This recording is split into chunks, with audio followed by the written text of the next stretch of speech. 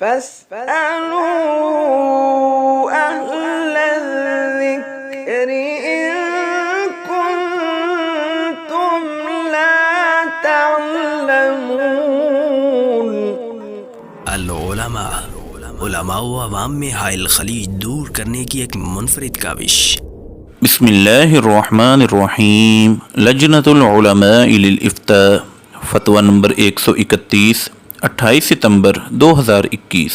سوال: ہماری شادی ہوئی لیکن مجھے 3 ماہ بعد پتہ چلا کہ میری بیوی پہلے سے حاملہ ہے اور اس وقت اس کے پیٹ میں 6 ماہ کا بچہ ہے، لہذا میں نے اسے یک بارگی میں 3 طلاقیں دے دی، پھر بعد میں اسقاط حمل کروا دیا گیا۔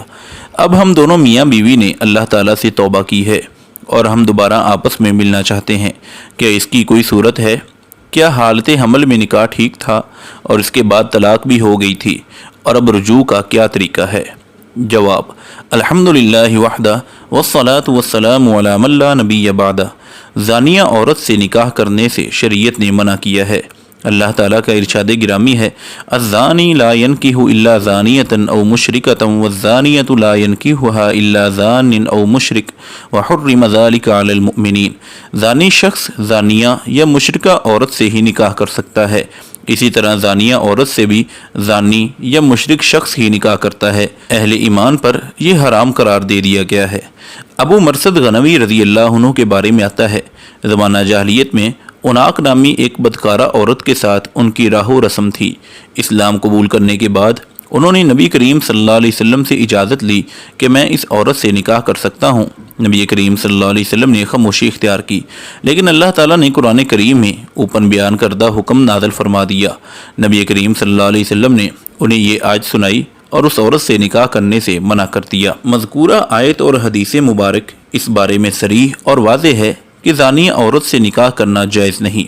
بدکار عورت سے نکاح کی ممانعت میں ایک حکمت یہ بھی ہے کہ اس سے نسب کا اختلاط ہو جاتا ہے۔ ایک ہی عورت کے ساتھ جب ایک سے زائد لوگ تعلقات رکھیں گے تو نتیجے میں پیدا ہونے والے بچے کے بارے میں فیصلہ کرنا ناممکن ہے کہ اس کا باپ کون ہے۔ بلکہ ایک دفعہ جنگ کے موقع پر جب مال غنیمت کے طور پر لونڈیاں صحابہ کرام کے حصے میں آئیں تو نبی کریم صلی اللہ علیہ وسلم نے فرمایا: لا يحل لامرئ يؤمن باللہ والیوم الآخر ان یسقی ماءہ زرع غیرہ، یعنی اتیان الحبالہ۔ اللہ اور یوم آخرت پر ایمان رکھنے والے کے لیے جائز نہیں کہ وہ کسی اور کی کھیتی کو پانی دے، یعنی کسی حاملہ لونڈی سے صحبت کرے۔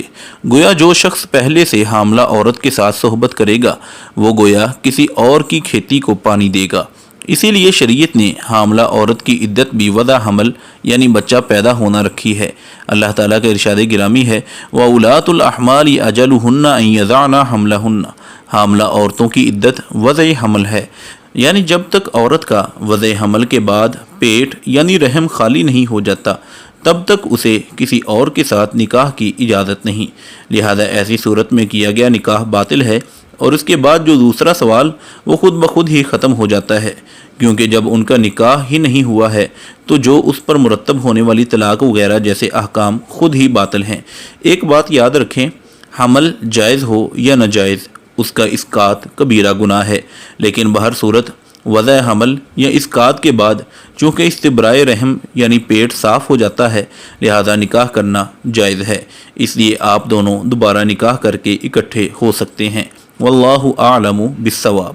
مفتیان کرام فضیلۃ الشیخ ابو محمد عبدالستار حماد حفظہ اللہ رئیس اللجنہ، فضیلۃ الشیخ عبدالحلیم بلال حفظہ اللہ، فضیلۃ الشیخ جوید اقبال سیالکوٹی حفظہ اللہ، فضیلۃ الدکتور عبدالرحمن یوسف مدنی حفظہ اللہ، فضیلۃ الشیخ سعید مجتبیٰ سعیدی حفظہ اللہ، فضیلۃ الشیخ ابو عدنان محمد منیر قمر حفظہ اللہ۔ العلماء، علماء و عوام میں حائل خلیج دور کرنے کی ایک منفرد کاوش۔